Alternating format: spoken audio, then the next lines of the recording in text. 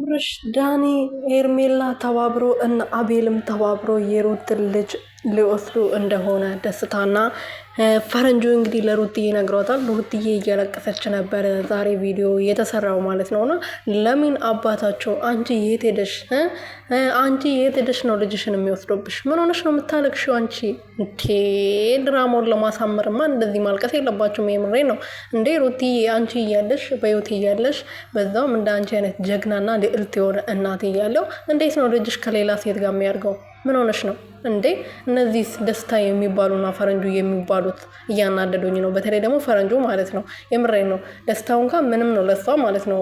ፈረንጁ ግን ልክ እንደ ወንድሟ ብዙ ጊዜ በተከፋችበት በተደሰተችበት ሰዓት ከጎኗ ነበረና ዛሬ እንደዚህ መጥቶ ሌላ ታሪክ ልፈጥር አይገባም ነበረ። ሩትዬ የኔ ልዕልት አታልቅሽ፣ ልጅሽ ማንም አይወስድብሽም። እሷ ልጄን ለማንም አልሰጥም፣ ለማንም ምናምን አልሰጥም። በዛሬ ደግሞ ዳኒ እንደዚህ የሚያደርግ ሰው አይደለም።